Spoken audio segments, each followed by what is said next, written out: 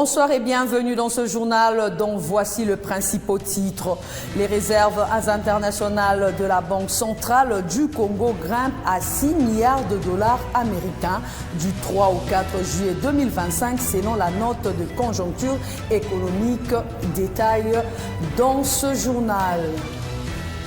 8 cas de choléra détectés à Kinshasa par les centres pédiatriques de Kimbondo suite au décès d'un enfant de 5 ans à l'orphelinat Mama Koko, à suivre dans ce journal. Construction de l'université moderne de Kolwezi dans le Lualaba. Quelle est la recette Masuka? Réponse tout de suite.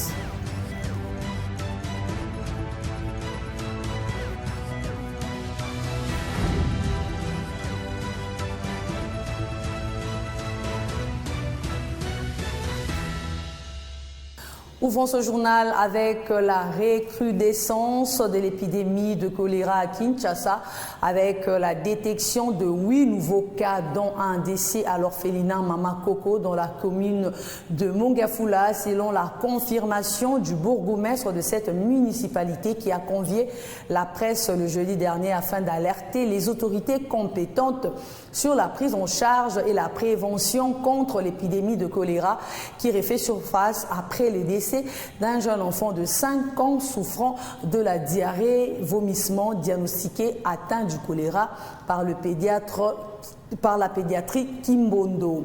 Je vous propose de suivre les témoignages du bourgmestre de la commune de Mongafula et celui du médecin en chef de la pédiatrie de Kimbondo. Ils sont au micro d'Arlette Matondo. Nous avons reçu un enfant abandonné qui avait été ramassé à Limité devant un couvent. Je ne sais pas si c'était un couvent des sœurs ou des prêtres, je ne sais pas. Et l'enfant a été ramassé. Il a été amené à la commune de Limité où les documents ont été faits pour qu'il soit pris dans un orphelinat. Et quand on l'a amené ici, on l'a pris et on l'a mis dans un pavillon de l'orphelinat. Et il s'est fait que le jeudi et le vendredi, il a présenté de diarrhée et de vomissement. Mais comme tout le monde, on ne pouvait pas s'imaginer que ça devait être pire. Et dans les heures qui suivaient, l'enfant a rendu l'âme. On a évacué le corps.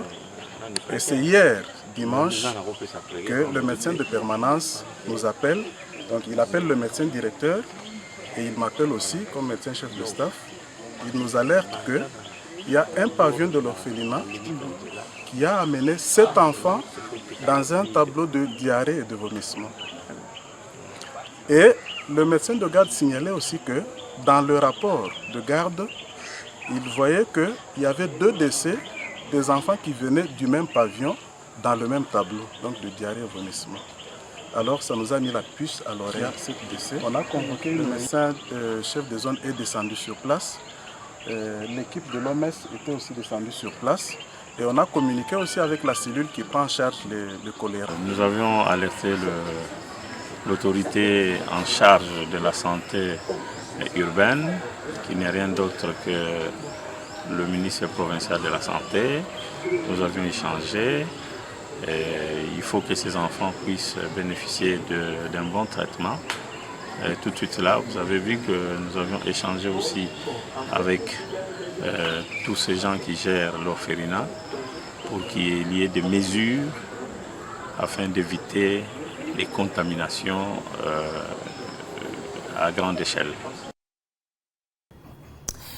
De la santé à l'éducation, le président de la République, Félix Antoine Tshisekedi Tshilombo, a procédé à la remise du bâtiment du rectorat de l'Université pédagogique nationale le mercredi dernier, complètement rénové, ainsi que la réception du complexe sportif baptisé Félix Tshisekedi, composé d'un terrain de basket et un terrain de football construit aux standards internationaux et homologués par la Fédération internationale de football association. Un bijou pour la prospérité. Reportage. Ce mercredi 9 juillet, le président de la République, Félix Antoine Tshisekedi Tshilombo, a effectué les déplacements du campus de l'Université pédagogique nationale pour la remise des infrastructures construites ou rénovées dans le cadre de la 3e phase du programme de réhabilitation et de construction des ouvrages universitaires. Il s'agit principalement du bâtiment du rectorat complètement rénové avec 2 salles de réunion, une grande salle de conférence, des bureaux de membres du comité de gestion équipés ainsi que la réception du complexe sportif baptisé Félix Tshisekedi, composé d'un terrain de basketball et d'un terrain de football construit selon les normes récuses. Le stade de football ouvert compte de compartiments réservés aux vestiaires, des gradins et d'un dispositif de sécurité des athlètes. Cela a permis aux équipes de la Fédération internationale de football association de l'homologuer. Le chef de l'État a fait le tour de toutes ces infrastructures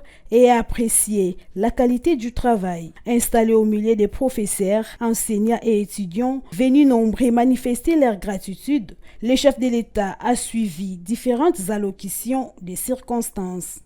Les représentants des étudiants a dit toute la gratitude à la jeunesse estudiantine pour l'amélioration de leurs conditions d'études. Quant à Madame le recteur de l'UPEN, elle a exprimé la reconnaissance de son établissement pour l'engagement sans faille du chef de l'État. Pour rappel, c'est à la faveur d'une visite de routine en avril 2021 que le président Félix Tshisekedi avait pris l'engagement de réhabiliter et rénover les infrastructures universitaires après les constantes déliquescences des conditions d'études. En mai 2023, une série de bâtiments construits ou réhabilités dans les résidences des étudiants étaient officiellement remis avant la 2e phase d'inauguration des auditoires et bureaux en décembre de la même année. Toujours en éducation, d'une université à une autre, l'université moderne de Kolwezi prend forme dans le Lualaba depuis le lancement de travaux en 2023 par la gouverneure de province Fifi Masuka Saini. Un chantier de 12 km² des superficies est en chantier pour une alma mater aux standards internationaux devant accueillir 8000 étudiants, comme le prouvent ces images. Nous sommes sur le site de l'université de Kolwezi, un chantier pharaonique qui s'étend sur une superficie de 12 km² dans l'agglomération de Moussampo, à l'extrême nord de la ville de Kolwezi. Selon les estimations, elle aura une capacité d'accueil de 4000 étudiants pour 2 vacations, soit une fréquentation journalière de 8000 étudiants pour les cours du matin et du soir. Ce reportage vous plonge au cœur de cet immense ouvrage dont les travaux sont financés sur fonds propres du gouvernement provincial du Lualaba. On découvre dans cette randonnée 5 imposants bâtiments R+1 de plusieurs facultés, soit 20 auditoires en raison de 4 par bâtiment pour une capacité de contenir 200 étudiants par auditoire. Hormis les auditoires, cet alma mater disposera d'un bâtiment administratif R+3, 22 bureaux, des installations sanitaires chacun, un bâtiment R+3 pour 44 laboratoires et salles informatiques et un réfectoire. La nouvelle structure de celle qui sera l'une des meilleures universités du pays efface les traces de son ancienne configuration qui lui a privé le standard des universités modernes du monde. Celle qui sort des terres aura en plus des auditoires et des espaces de divertissement 4 hommes. 2 pour les femmes et 2 pour les hommes, avec chacun la possibilité de recevoir 200 étudiants par homme, soit un total de 800 étudiants qui pourront y être logés. Pour les conseillers en communication de la gouverneure du Lualaba, Josué Muyumba Nyange, le constat est satisfaisant après avoir palpé du doigt l'évolution des travaux sous les explications de l'ingénieur responsable du chantier. C'est un constat agréable de palper les réalisations du gouvernement Masuka. Un travail fait avec beaucoup d'amour pour ses compatriotes, sous l'inspiration du chef de l'État Félix Antoine Tshisekedi Tshilombo. Au responsable de la communication de l'unique femme gouvernante de la RDC de renchérir que Marie-Thérèse Masuka Saini entame cette fois-ci un autre processus de matérialiser très rapidement d'autres projets, entre autres cette université qui se compte parmi les réalisations phares du chef de l'État après une série d'inaugurations vécues récemment dans la province. Chaque jour, nous nous étonnons de ce qu'elle manifeste comme action pour l'intérêt de ses administrés, non seulement à Kolwezi, mais dans tous les 5 territoires de la province du Lualaba. Il y a de quoi saluer cette bravoure, il y a de quoi nous obliger à cesser, à reconnaître nos héros seulement quand ils ne sont plus en vie. La construction de cette université prouve à suffisance la détermination de la gouverneure Marie-Thérèse Masuka Saini d'améliorer les conditions d'études des étudiants de sa province, conformément à la vision du président de la République, Félix-Antoine Tshisekedi Tshilombo.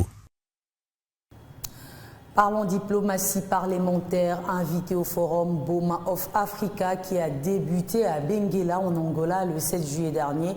Le président du Sénat, Jean-Michel Samalukonde, y a pris part comme ancien Premier ministre et l'un des porteurs du projet sur le corridor de Lobito qu'il juge de Paris stratégique pour l'avenir de la RDC et de l'Afrique lors de son intervention comme expert face à un partenaire d'hommes d'État et d'affaires du monde, images et commentaires.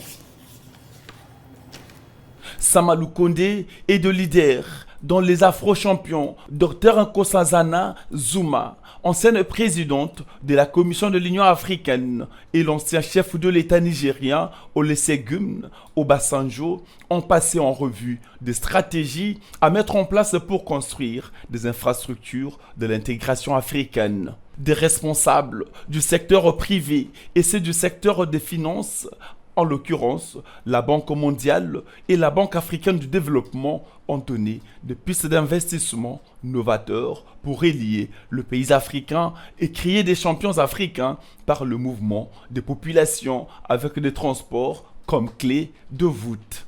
S'adressant à la presse au terme de cette importante conférence, le président du Sénat congolais a eu des mots justes pour saluer la tenue de ces assises qui, à ses yeux, contribuent au développement du continent africain dans son ensemble, mais particulièrement de 3 pays concernés, dont l'Angola, la Zambie et la RDC.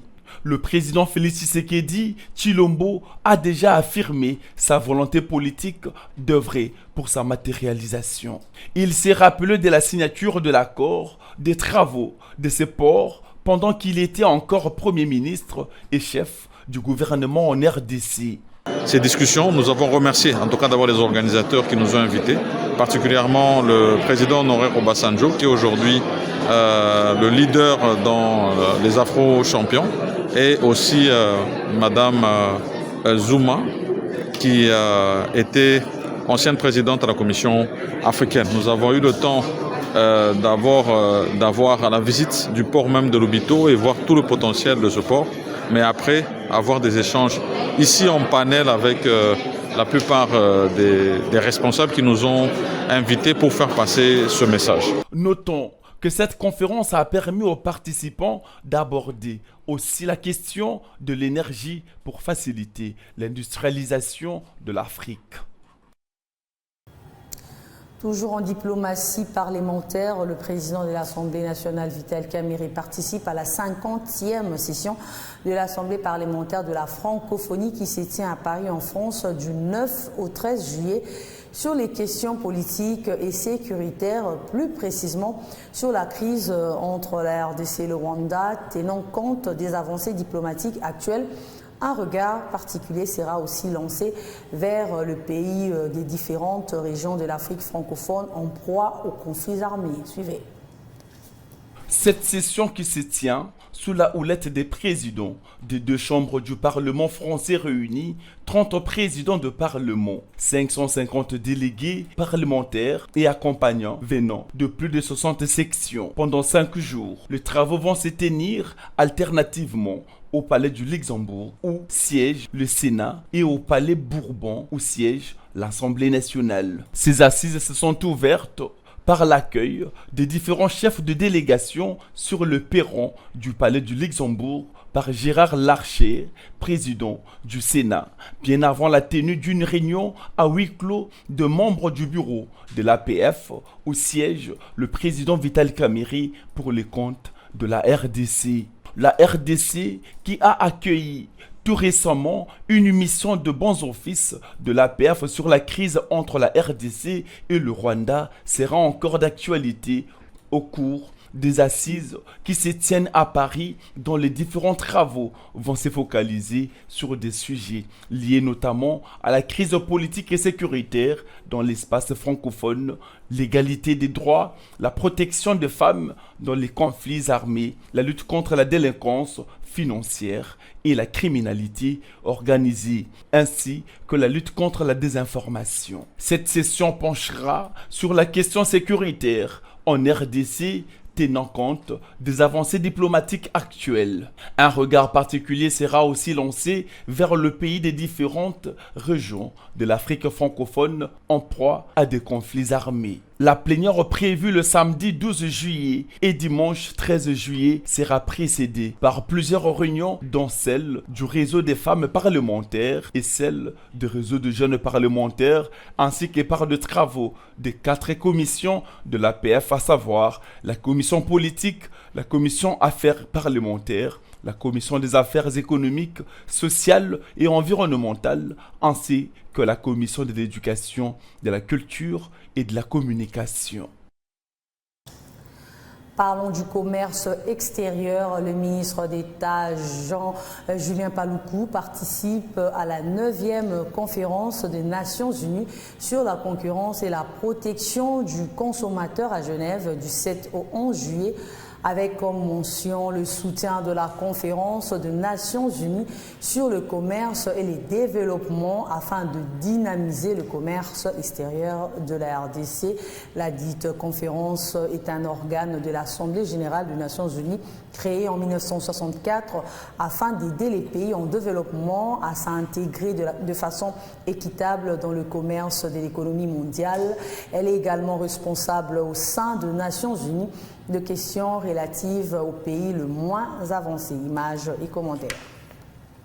En marge de la 9e conférence des Nations Unies sur le commerce et le développement, focalisée sur la concurrence et la protection des consommateurs qui se tient à Genève en Suisse, les ministres du commerce extérieur Julien Paluku Kaongia consolident la diplomatie économique et commerciale avec des rencontres stratégiques pour la promotion du secteur du commerce de la RDC sur le plan international. Julien Paluku Kaongia vient de décrocher l'appui de la CNUCD en ce qui concerne la promotion du commerce électronique, les renforcements des capacités et la recherche de partenariats financiers et techniques pour ainsi promouvoir les secteurs du commerce en RDC.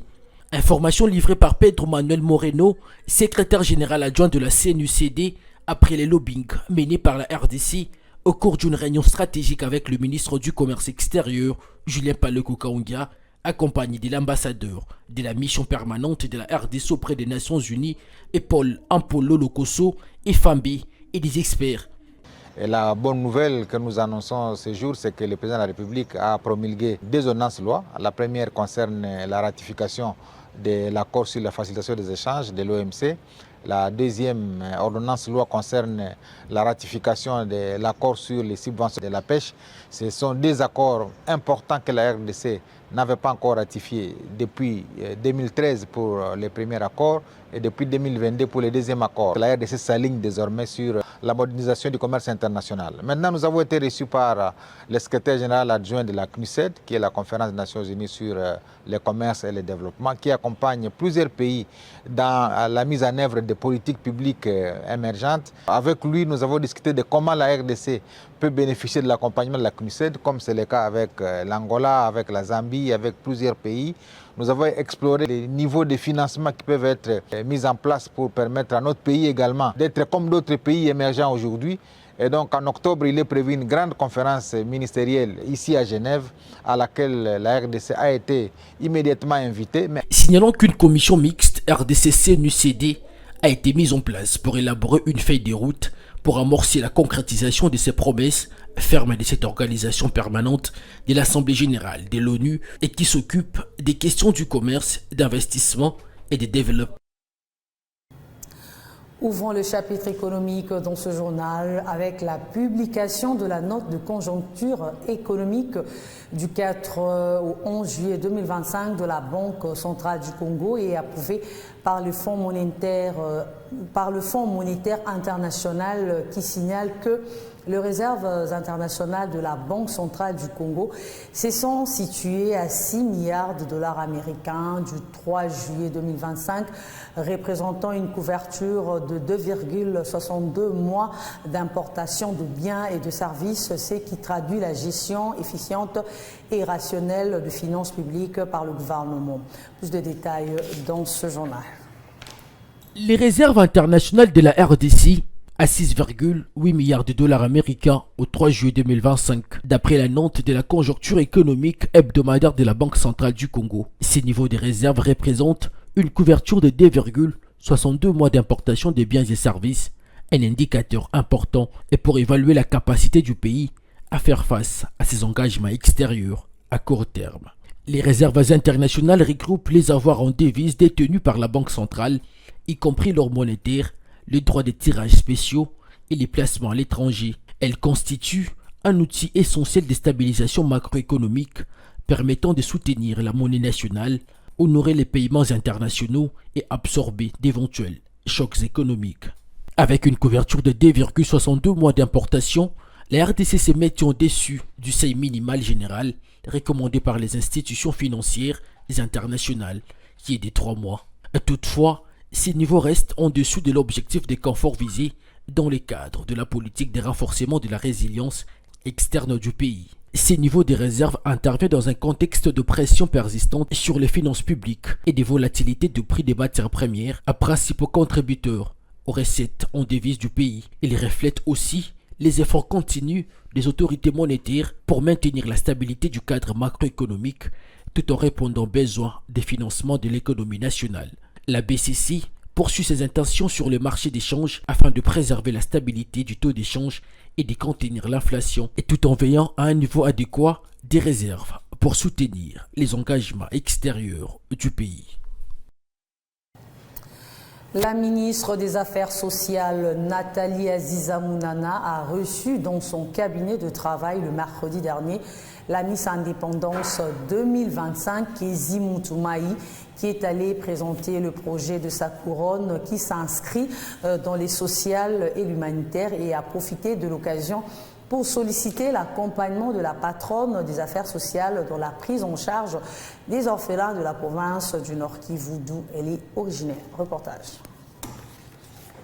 La ministre des Affaires sociales, Action humanitaire, Solidarité nationale, Nathalie Aziza Mounana, a reçu ce mercredi 9 juillet 2025 la Miss Indépendance 2025 Kezi Mutumaï, accompagnée de la fondatrice Véronique Kachala, venue présenter les projets de sa couronne qui s'inscrit dans le social et l'humanitaire. Profitant de l'occasion pour solliciter l'accompagnement de la ministre Nathalie Aziza Mounana dans la prise en charge des orphelins de guerre de la province du Nord Kivu, d'où elle est originaire. En tant que Miss Indépendance RDC, la ministre des Affaires sociales et humanitaires, Nathalie Aziza Mounana, et pourra beaucoup m'aider. Déjà que ce qu'elle a initié, ça a un grand rapport avec mon projet, parce que ça tourne autour du social.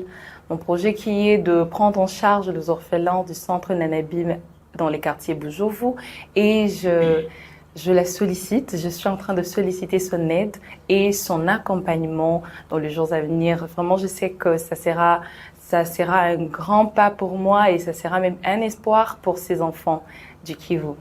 Très réceptive au nom de la solidarité nationale, Nathalie Aziza Mounana a loué l'engagement de la Miss Indépendance 2025 dans le social et l'humanitaire. C'est en dépit de la situation des guerres que traverse le Grand Kivu. Une manière de montrer à la face du monde et aux ennemis de la paix que la République démocratique du Congo continue à vivre et que la victoire sur les ennemis de la paix est sûre et certaine. Merci d'avoir suivi ce journal, mesdames et messieurs. Restez branchés sur la suite de nos programmes et bon week-end à tous.